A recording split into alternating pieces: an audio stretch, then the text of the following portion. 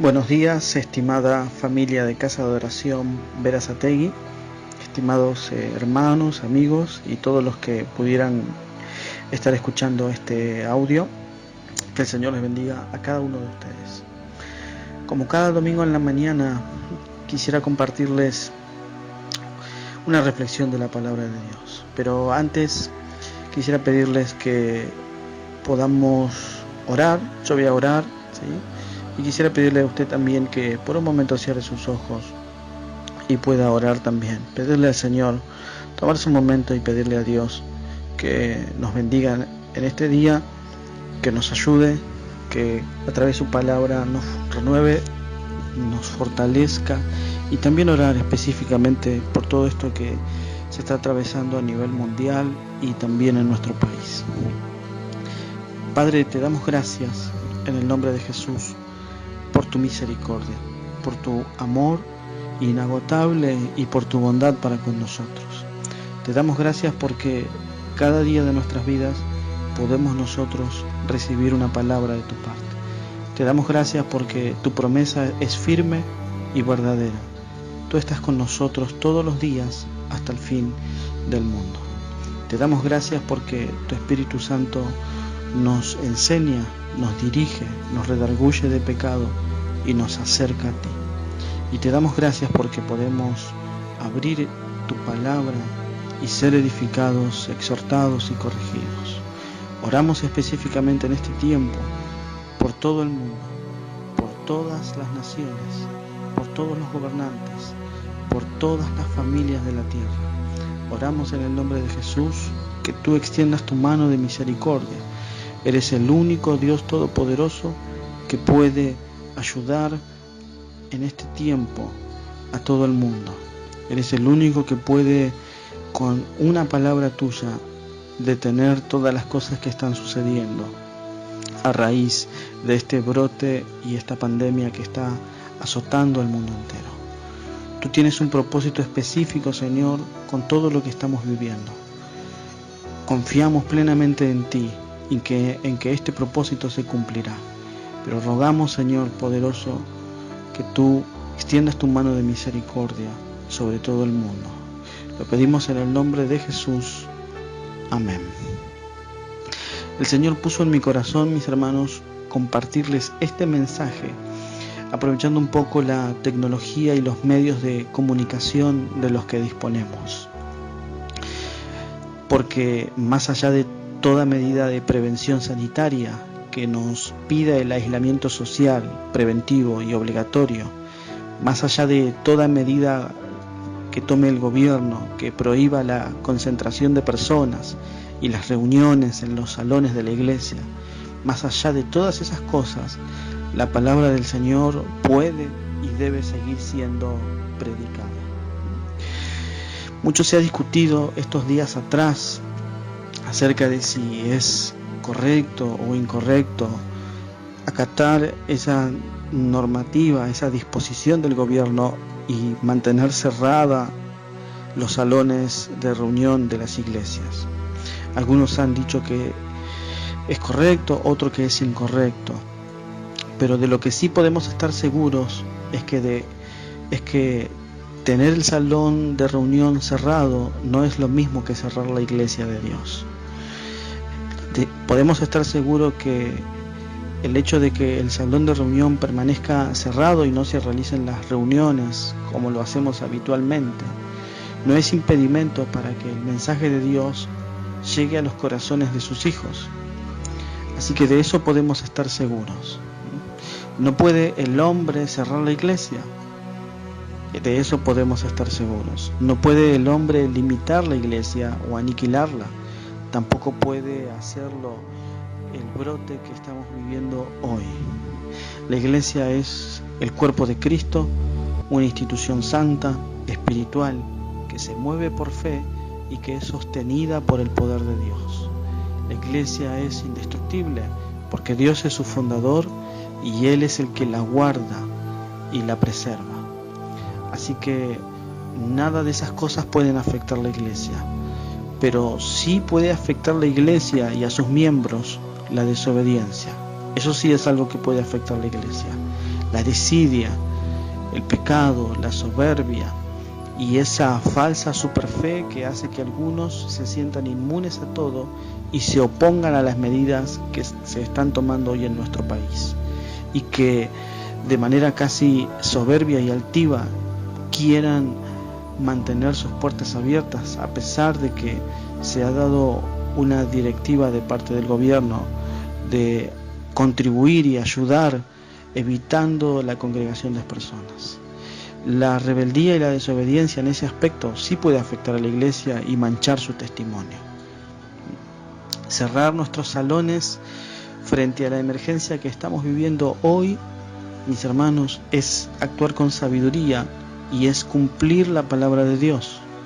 Dice Proverbios 22:3 que el prudente se anticipa al peligro y toma precauciones. El simplón avanza a ciegas y sufre las consecuencias. La prudencia siempre es una virtud, y el que es prudente siempre examina cuidadosamente lo que hay por delante y entonces es precavido, toma medidas, toma precauciones, y entonces así, de esa manera, evita los peligros. Pero aquel que es simplón, falto de entendimiento, este se conduce y avanza, y como consecuencia sufre el resultado. Así que acatar las disposiciones que el gobierno ha dado en estos días es ser sabios y prudentes, y es dar cumplimiento a la palabra de Dios, porque Romanos 13:1 nos dice: si Dios puede darle autoridad a una persona, solo Él lo puede hacer, y es Él quien les ha dado poder a los gobernantes que tenemos. Por lo tanto, debemos obedecer a las autoridades de gobierno. Quien no obedece a los gobernantes se está oponiendo a lo que Dios ordena, y quien se oponga será castigado, porque los que gobiernan no están para meterles miedo a los que se portan bien, sino a los que se portan mal. Si ustedes no quieren tenerles miedo a los gobernantes, hagan lo que es bueno y los gobernantes hablarán bien de ustedes, porque ellos están para servir a Dios y para beneficiarlos a ustedes. Pero si ustedes se portan mal, pónganse a temblar, porque la espada que ellos llevan no es de adorno. Ellos están para servir a Dios, pero también para castigar a los que hacen lo malo. Así que ustedes deben obedecer a los gobernantes, no solo para que no los castiguen, sino porque eso es lo correcto. Notemos lo que dice aquí el Señor: debemos obedecer a los gobernantes en cuanto a la legislación del orden social y civil, no solo para evitar sanciones o castigos, sino porque eso es lo correcto delante de Dios. Dice Romanos 13:6 que los gobernantes están al servicio de Dios y ellos están cumpliendo un deber. Es interesante porque Dios dice que si nosotros hacemos lo correcto, esto entonces hará que los gobernantes hablen bien de ustedes, dice Romanos 13:3. Pero si nosotros nos resistimos y ante una situación como la que estamos atravesando hoy, queremos hacer lo contrario a lo que se está aconsejando y pidiendo, entonces de esa manera manchamos nuestro testimonio.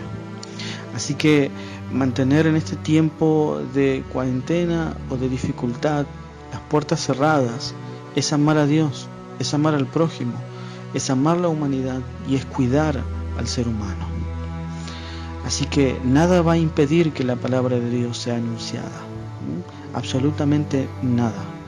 En una situación muy difícil, el hermano Pablo de Tarso animó a la iglesia, animó a su joven discípulo y los animó haciéndoles ver que no hay nada que pueda detener a la iglesia de Dios ni a la predicación del Evangelio. En segunda carta a Timoteo, capítulo 2, verso 9, el Señor dijo lo siguiente: por anunciar esa buena noticia sufro mucho, dice Pablo, y estoy en la cárcel. Me tienen encarcelado como si fuera yo un criminal.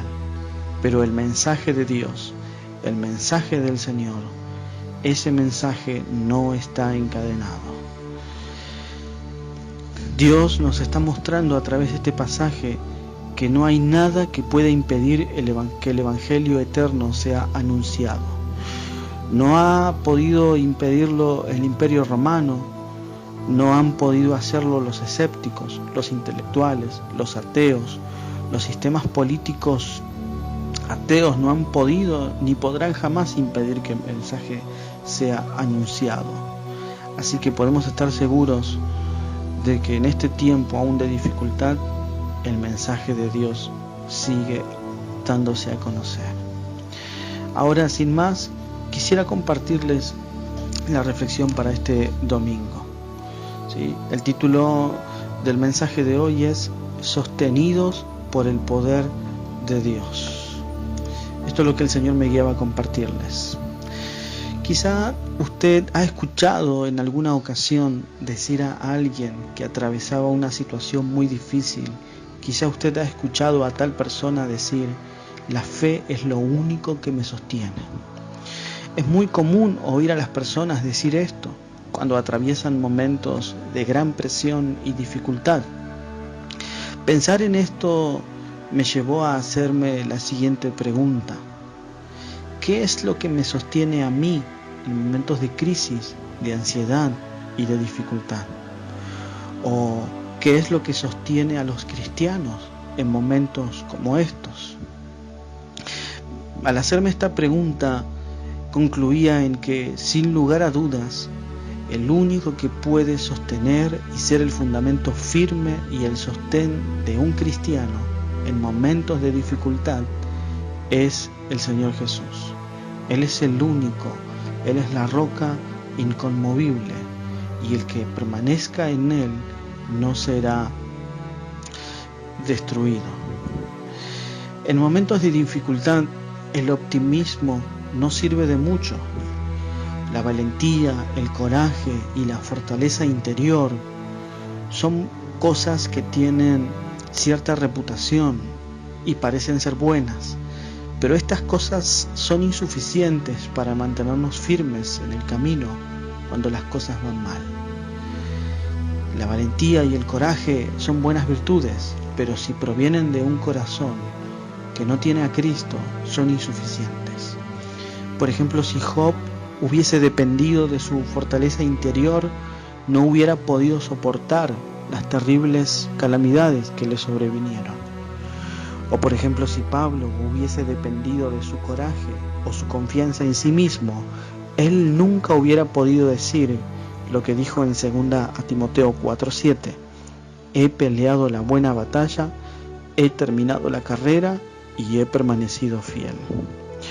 O por ejemplo, si el mismo Pablo hubiese seguido lo que su razonamiento y su confianza en sí mismo le dictaba, él nunca hubiera podido escribir a los Corintios lo siguiente. En 2 a los Corintios capítulo 1, verso 8, Pablo dice: hermanos en Cristo, queremos que conozcan los problemas y sufrimientos que tuvimos en la provincia de Asia. Pablo deja en claro algo: los cristianos, los que sirven a Dios, tienen diversos problemas y sufrimientos. Él lo estuvo en la provincia de Asia, y él dice: fueron tan tremendos que casi no pudimos soportarlos, y hasta creímos que íbamos a morir.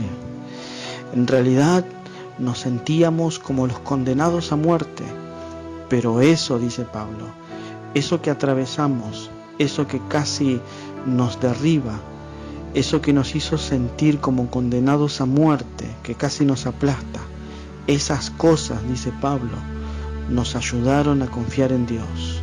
Eso nos ayudó a confiar en Dios, que puede hacer que los muertos vuelvan a la vida y a no confiar en nosotros mismos. Encontramos una clave aquí: la confianza en Dios que resucita a los muertos es fundamental para los momentos de gran sufrimiento y grandes problemas. Dice el versículo 10, 2 a los Corintios 1:10, dice así: Dios nos protegió de grandes peligros de muerte y confiamos en que Él nos seguirá cuidando y protegiendo. Pablo dice: no solamente Dios nos protegió, sino que estamos plenamente confiados y seguros de que Él lo seguirá haciendo. En conclusión, en momentos difíciles, la paz, la esperanza, la paciencia, la templanza son esenciales para la vida cristiana. Sobre todo en momentos de gran presión y cuando el fuego de la prueba eleva la temperatura, estas cosas son vitales.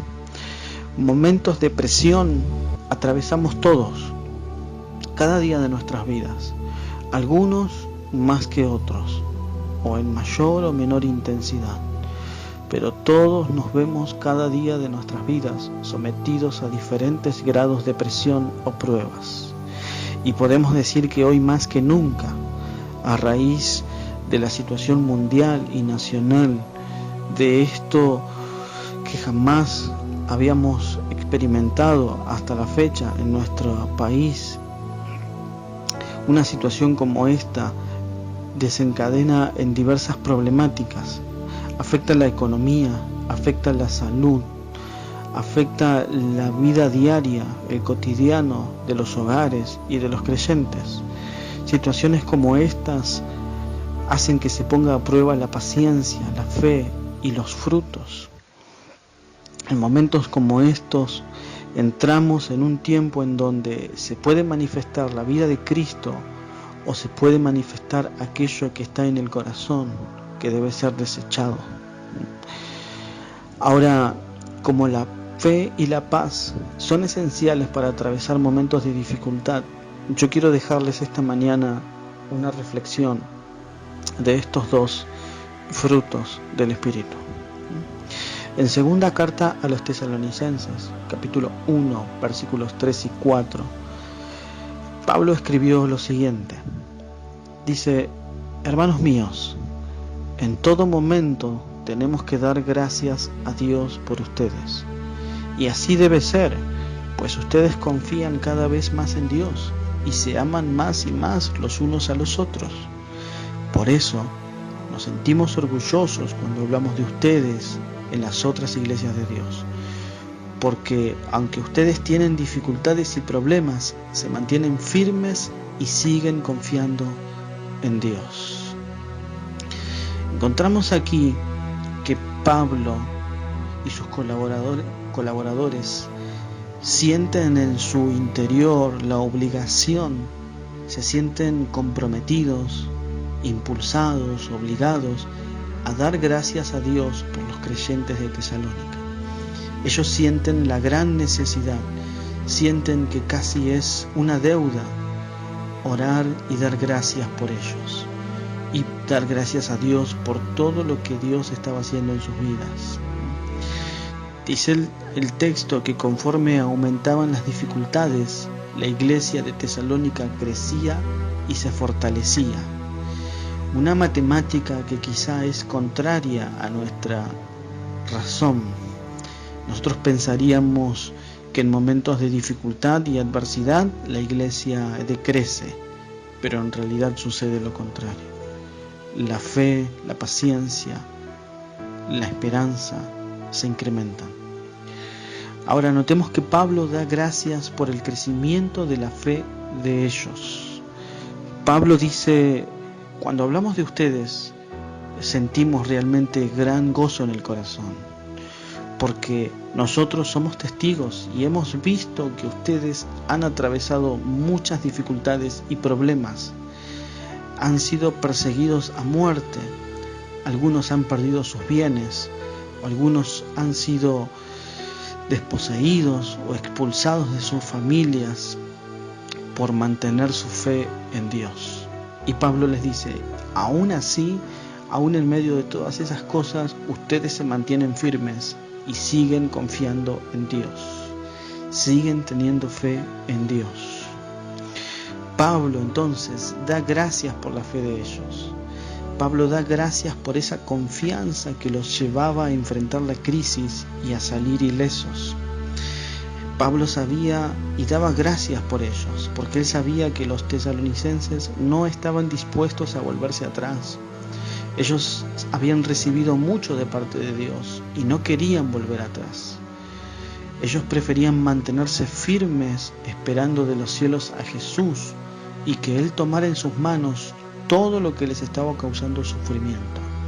Eso eran los tesalonicenses, hombres de fe, hombres de confianza en Dios, así como Pablo, que a través de la dificultad aprendió a confiar en Dios, que resucita a los muertos y no a tener confianza en Él mismo. En 1 Tesalonicenses 1:10 podemos ver la esperanza de los tesalonicenses. Dice el texto: ellos saben que ustedes esperan que Jesucristo regrese del cielo. Allí estaba puesta su confianza, allí estaba puesta su fe. Jesús era el objeto de su fe. Jesús era la persona y el objeto de su confianza. Y esta fe los mantenía firmes, porque ellos sabían que Dios hizo que Jesús resucitara para salvarnos del castigo que Él dará a los pecadores en el día del juicio. 1 Tesalonicenses capítulo 1, verso 10. Los cristianos tesalonicenses tenían una gran fama y reputación de fe en ascenso, fe que crece, fe constante. Ellos tenían no solamente fe, sino tenían esperanza constante. Y acompañado a la esperanza constante, una esperanza que no termina, que no caduca, que no vence, acompañado a esa esperanza, ellos tenían amor abundante. Y sus experiencias difíciles hacían que creciera su fe, que creciera su esperanza y amor. Y todavía más, el testimonio de los tesalonicenses seguía creciendo también, porque todas las iglesias habían oído de ellos y su postura, su posición por el Señor. Ellos no iban a rehusar no iban a declinar o a volverse atrás. Ellos se pusieron firmes en los caminos del Señor y querían continuar. Pablo podía contentarse de ellos y gloriarse en las iglesias, porque su firmeza y perseverancia era un estímulo para otros creyentes. Ahora, ellos crecían en paciencia también, porque la tribulación, dice la palabra, produce paciencia, produce perseverancia, es decir, produce firmeza en perseverar en el Señor y seguir avanzando aun cuando la situación es difícil. Dijo alguien por ahí: el cristiano que ora por más paciencia debe esperar más tribulación, porque la tribulación es la herramienta espiritual que Dios usa para hacernos pacientes. Cuando viene el sufrimiento, o bien nos desarrollará como cristianos o nos destrozará. Si nosotros aceptamos el sufrimiento, si aceptamos la voluntad de Dios y por fe continuamos fieles, entonces el sufrimiento nos hará crecer. Vemos entonces a la fe, a la confianza en Cristo como algo vital en el medio de las pruebas y tribulaciones. Si nosotros resistimos el sufrimiento, entonces podremos estar seguros de que nos mantendremos firmes en los caminos del Señor. Pero si nos quejamos ante Dios y nos damos por vencidos, eso es dar lugar a la incredulidad. Entonces el sufrimiento viene a ser como algo que nos destroza y nos debilita en nuestra vida y testimonio. La fe es fundamental para el momento de crisis. De la misma manera, Pedro en la primera carta, capítulo 1, versículo 5, dice lo siguiente: ustedes confían en Dios. Note cómo comienza el texto: ustedes confían en Dios. ¿Cuántas personas confían en Dios hoy en día? Muchos dicen confiar en Dios o creer en Él, pero aún no han dado un paso genuino de fe para ser salvos y descansar completamente en los planes y propósitos de Dios. Pero aquí Pedro dice: ustedes confían en Dios. 1 Pedro 1:5.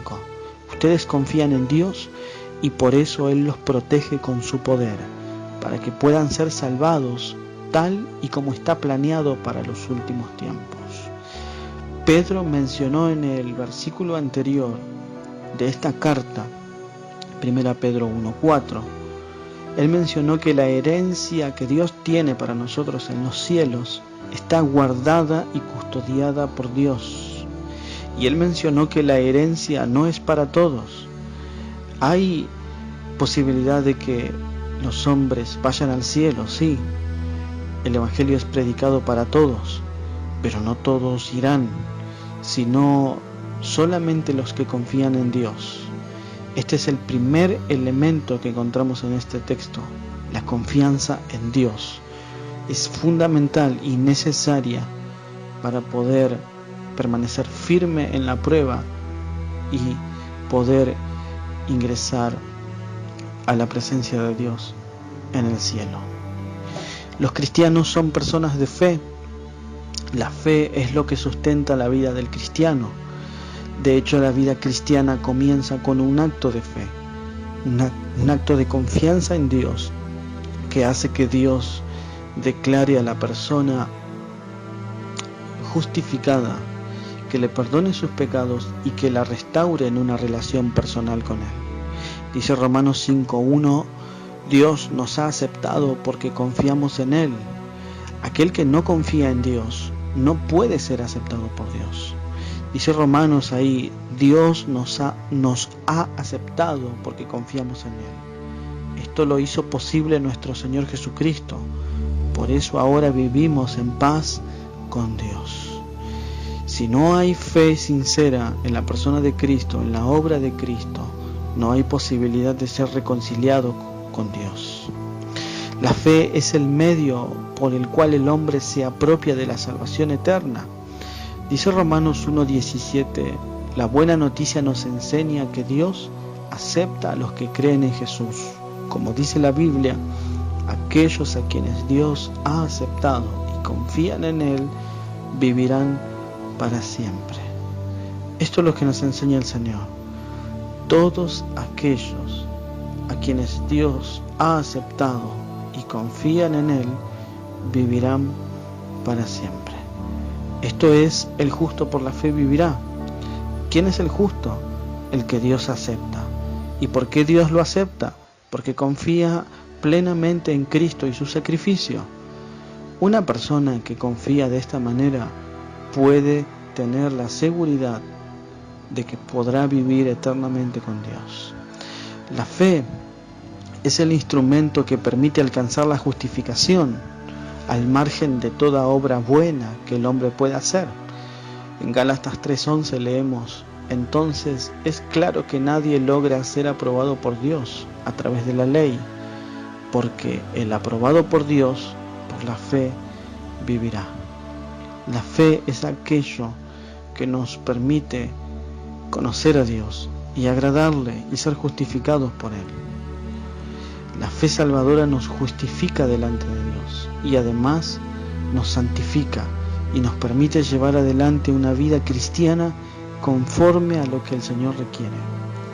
La fe es vital porque lleva al creyente a vivir en la fe del Hijo de Dios, creyendo y dependiendo solamente en Él.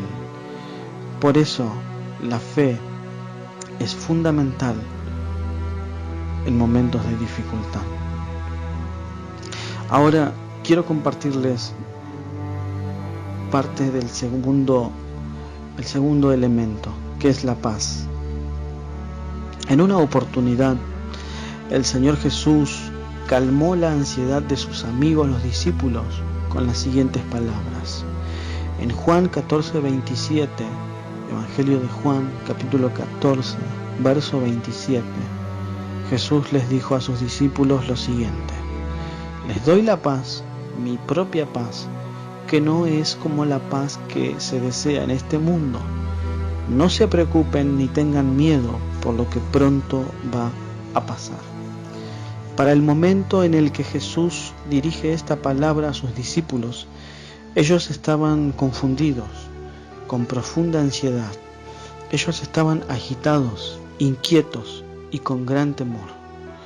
Los discípulos estaban así por lo que habían estado pasando, por lo que estaban pasando en ese momento y por lo que ellos sabían que era inminente y pronto iban a pasar. Muchas de las palabras de Jesús fueron las que causaron esta ansiedad en los discípulos. Al menos 3 veces Jesús les habló acerca de su muerte y resurrección. Jesús les habló de cómo debería sufrir en manos de los principales autoridades religiosas. Ahí en el Evangelio de Lucas, capítulo 9, verso 22, leemos lo siguiente. Jesús también les dijo a sus discípulos: yo, el Hijo del Hombre, voy a sufrir mucho. Los líderes del país, los sacerdotes principales y los maestros de la ley me rechazarán y me matarán, pero 3 días después resucitaré. Estas reiteradas declaraciones de Jesús invadió a los discípulos de mucha ansiedad y agitación en su interior. También los ánimos eran muy tensos en aquel momento con motivo de los líderes religiosos.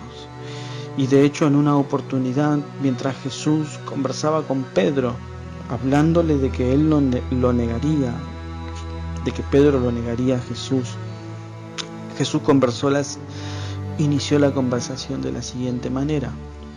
Juan 13:36 nos dice: Simón Pedro, le preguntó Jesús, Señor, ¿a dónde vas a ir? Simón Pedro le preguntó a Jesús: Señor, ¿a dónde vas a ir? Jesús le respondió: ahora no puedes venir conmigo, pero después sí vendrás. ¿Cómo nos sentiríamos nosotros si Jesús nos dijera estas palabras y nosotros estuviéramos en el lugar de Pedro? ¿Cómo se sentiría usted si su maestro, su amigo, le hablara de muerte, sufrimiento, de que el pastor sería herido y el rebaño sería dispersado? ¿Cómo se sentiría usted? ¿Cómo me sentiría yo? Sin duda nos sentiríamos profundamente angustiados, ¿sí? Ellos se sentían así, los discípulos se sentían así. Ellos estaban turbados, agitados, ansiosos, preocupados y alborotados. Y en su interior había gran agitación. Por eso las palabras de Jesús, la paz os dejo, mi paz os doy, cobran gran significado aquí. Los discípulos sabían que Dios es el Dios de paz.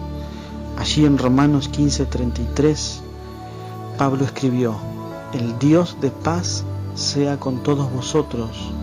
Amén. Los discípulos sabían esto. Ellos sabían que Dios es el único que puede dar paz al corazón del hombre. En Isaías 26:3 leemos: tú les das paz a los que se mantienen pensando en ti, porque en ti han puesto su confianza. Aquí tenemos los 2 elementos juntos, la paz y la confianza, cosas fundamentales para poder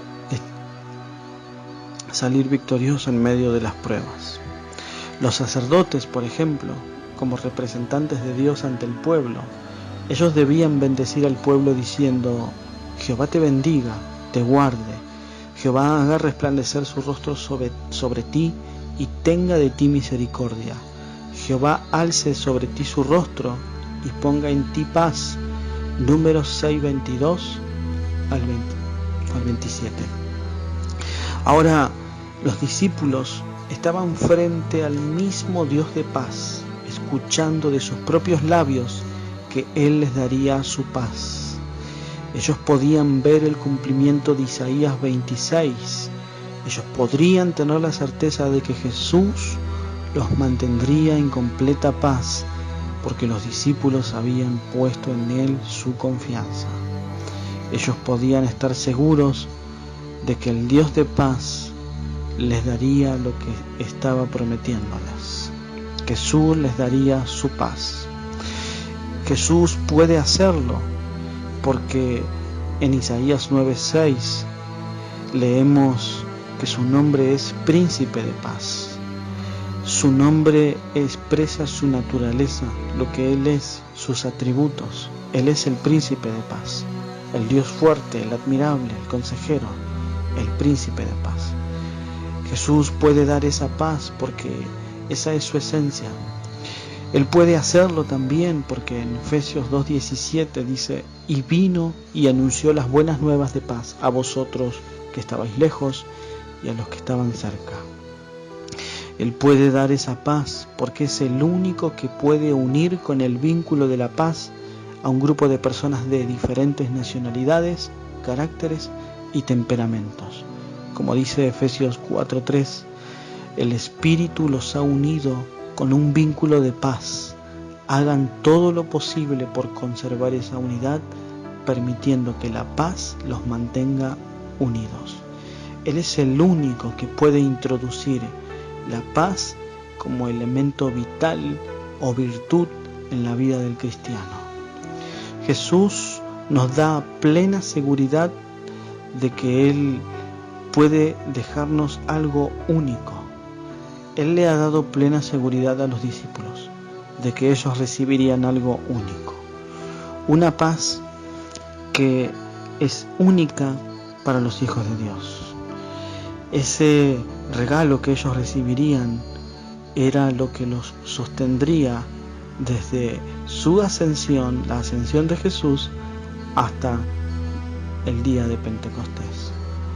Allí la palabra paz que Cristo prometió es lo siguiente: una relación de armonía con Dios, conseguidas mediante el Evangelio.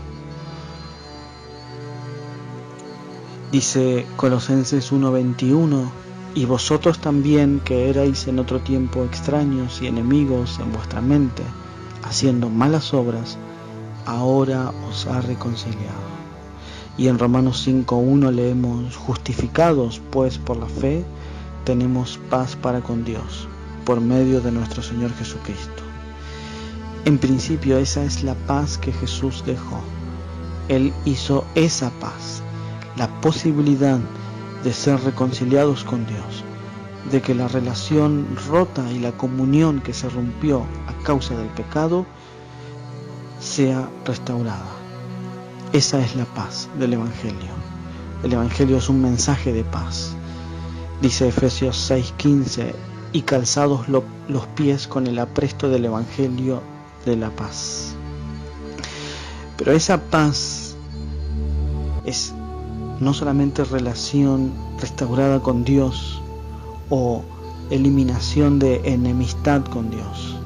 Se rompe la enemistad con Dios cuando Jesús trae la paz. La paz de Jesús tiene otra definición también, que es paz interna o tranquilidad en el alma.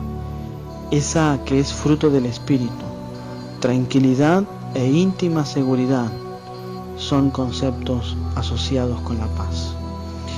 Esta paz viene como resultado del poder que el conocimiento de Jesús nos imparte. Conocerlo a Jesús como Señor y Salvador es lo que trae al corazón esa paz en medio de las circunstancias más difíciles. De ello Jesús les hablaba a los discípulos: yo les dejo tranquilidad en el alma, les dejo paz interna, les dejo íntima seguridad para que ustedes atraviesen lo que va a venir. Jesús les está diciendo: yo gano para ustedes esa paz en la cruz, y es para ustedes. Estas cosas os he hablado para que en mí tengáis paz, dice Jesús. En el mundo tendréis aflicción, pero confiad, yo he vencido al mundo. Vemos otra vez aflicción en el mundo. Vemos otra vez tristeza en el mundo, llanto, quebranto, y vemos estos dos elementos juntos: confianza y paz. La confianza nos hace a nosotros poder descansar en Dios y experimentar esa paz. ¿Te has sentido alguna vez sin esta clase de paz? Los discípulos, estando con Jesús, se han sentido así. Pablo sintió que las circunstancias lo superaron y superaron su resistencia, y él creyó perder. Todos en algún momento quizá nos hemos sentido así. ¿Qué podemos hacer al respecto? Ya que la paz es elemental para que en estos tiempos de dificultad nosotros podamos permanecer firmes en el camino. Podemos estar seguros de que el Señor prometió darnos esa paz. Y podemos hacer lo siguiente. Primero, ocuparnos de cultivar la vida espiritual. Si nosotros alimentamos la vida religiosa, la vida espiritual, podemos estar seguros de que seremos invadidos o inundados de esa paz de Cristo. Dice Romanos 8:6, si vivimos pensando en todo lo malo que nuestros cuerpos desean, entonces quedaremos separados de Dios. Pero si pensamos en lo que desea el Espíritu Santo, entonces tendremos vida eterna y paz. Alimentar el hombre espiritual, ejercitar el arrepentimiento delante de Dios, la búsqueda de Dios, el estar a cuentas con Dios. Esas cosas hacen que nosotros pensemos en las cosas del Espíritu Santo y eso trae a nuestra vida paz y tranquilidad. Lo segundo que podemos hacer es orar a Dios para que Él nos dé esa paz. Así como los sacerdotes, representantes de Dios, oraban y decían, el Señor te dé su paz. Ahí en Romanos 15:3 leemos lo siguiente, que Dios, quien nos da seguridad, nos los llene de alegría, que les dé la paz que trae el confiar en Él, y que por el poder del Espíritu Santo Él los llene de esperanza.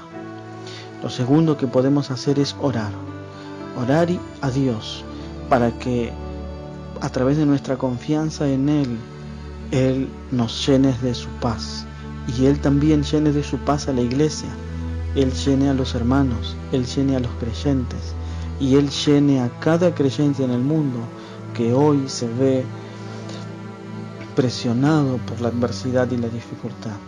Que el Dios de paz, que nos da seguridad, nos pueda llenar de alegría, que nos dé su paz y que el poder del Espíritu Santo nos llene de esperanza. Lo tercero que podemos hacer es amar la palabra, leerla y meditar en ella para practicarla. Así nos dice el Salmo 119, verso 165. La gente que ama tus enseñanzas encontrará la paz verdadera y nada los hará tropezar.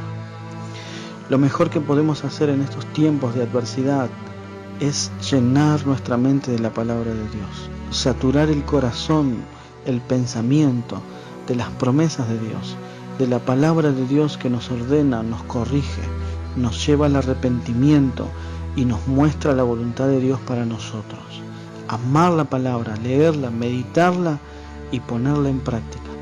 Eso hará que nosotros podamos encontrar esa paz que solamente Jesús da. Recordemos, la gente que ama tus enseñanzas encontrará la paz verdadera. Nada los hará tropezar. Hermanos, queremos estar firmes, sin tropezar, sin caer. Entonces necesitamos amar la enseñanza de Dios, atesorarla en el corazón, buscar el consejo de Dios y nada nos hará tropezar. Colosenses 3:16 dice, la palabra de Dios more, habite abundantemente en sus corazones, para que así puedan tener una vida como agrada a Dios. Y lo último, lo cuarto que podemos hacer es descansar en la obra del Espíritu Santo. Es dejar que el Espíritu Santo obre en nuestro interior, rendirnos al Espíritu de Dios para que Él produzca fruto en mi vida. Porque la paz es el fruto del Espíritu Santo, mas el fruto del Espíritu es paz, dice Gálatas 5:22. El Espíritu Santo produce esa paz cuando viene la palabra a nuestra vida. Nos da seguridad de que estamos en los propósitos de Dios, estamos siendo cuidados y guardados por Dios y de que todo cuanto acontece en nuestra vida está en el conocimiento de Dios y en los planes del Señor. Ahora, Jesús nos ha dejado esa paz. No es algo ilusorio. Sé que parece difícil, parece algo casi mágico o místico, pero la paz que Jesús nos dejó no es algo ilusorio, es real y es básicamente el fruto del Espíritu en nosotros. Esa paz es tener tranquilidad e íntima seguridad de que Jesús está con nosotros. Jesús, durante todo su ministerio y sobre todo en el Calvario, tuvo esa seguridad y esa tranquilidad de que todo estaba dentro de los planes y propósitos del Padre, y de que el Padre no permitiría que su santo vea corrupción. Esa paz es algo que Jesús puede hacer que tengamos. Para los creyentes que leían a Pablo, que leían a Pedro, esas palabras venían en el momento justo. También para los discípulos. Los discípulos necesitaban paz, la paz de Dios, y necesitaban que su confianza aumente. También los tesalonicenses y también los lectores de Pedro. Hoy nosotros necesitamos lo mismo. Necesitamos esa paz y necesitamos esa fe y confianza que nos mantendrá firmes en las pruebas. Que el Señor les bendiga a través de esta palabra, mis hermanos, en este día domingo, y que más allá de no haber podido estar en la congregación, Dios pueda llenar sus corazones y animarlos a través de la palabra y fortalecerlos. Ahora vamos a orar en el nombre del Señor. Padre, te doy gracias. Te doy gracias por haber podido abrir tu palabra, Señor. Gracias, Señor, porque más allá de que no podemos reunirnos en asamblea en este tiempo, Señor, en este año, nosotros podemos disponer de esta tecnología para comunicarnos y compartir el mensaje de Dios. Padre, reconocemos tu soberanía, reconocemos tu gobierno sobre todas las cosas. Reconocemos, Señor, que tú eres el dador de vida y que tú eres el que haces todas las cosas. Por eso hoy oramos a ti, Padre, agradeciéndote que has tenido misericordia de nosotros, que hasta aquí nos has ayudado, nos has dado tu palabra, nos has sostenido y has sido para nosotros aliento y fortaleza. Te damos gracias porque nos corriges, nos enseñas, y aún en estos momentos de dificultad nos enseñas lo frágiles que somos. Nos enseñas que el orgullo, que nos enseñas que la vanagloria, la altivez, la confianza en uno mismo o el amor propio nos alejan de ti y nos dañan. Nos enseñas que es mejor depender enteramente de ti en todo momento.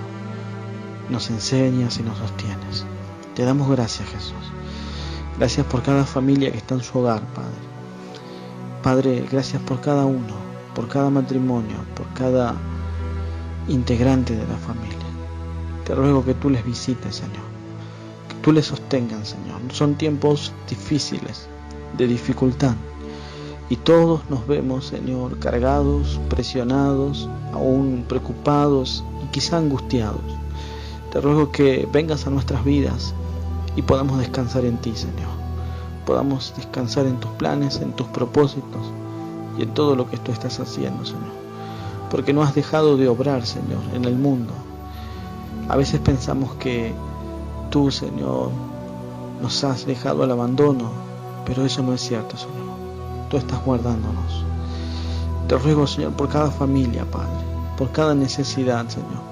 Dice tu palabra que, Señor, más valemos nosotros que los lirios o que las aves, Señor, y que así tú nos cuidas, Señor.